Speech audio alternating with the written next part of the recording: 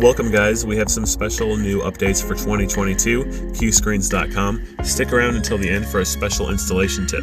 So the most common issue we see on the CUE systems is like a peeling, spiderweb, or delaminated kind of cracked appearance. The second most common issue is unresponsive, frozen, or maybe the screen is stuck on the warning page. And then finally, sometimes we see it randomly or erratically touching, red lights beeping, jumping around, that kind of stuff. And ultimately it's caused from a defective factory touchscreen design. So inside the layers of the factory screen, we can see that there's like a glue gel adhesive that tends to dry out after a few years into like a hard powder and cannot transmit touch properly. So that's the reason for all of those common issues.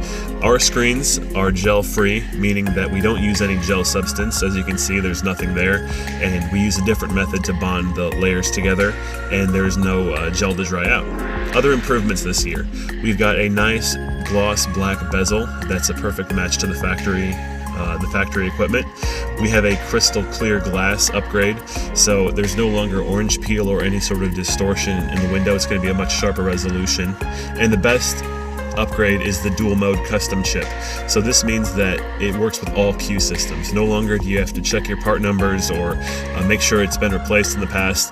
The premium dual mode works with all CUE systems, old and new, whether it starts with 2 or 8. So that's great news this year.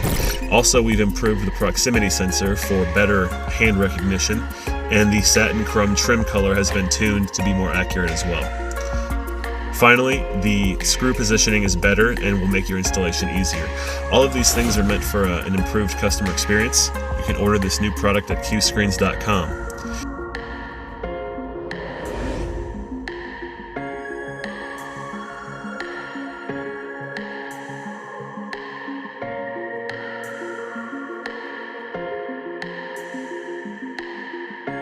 Alright, now for the final bonus pro installation tip. This is the most common cause of touchscreen issues after installation.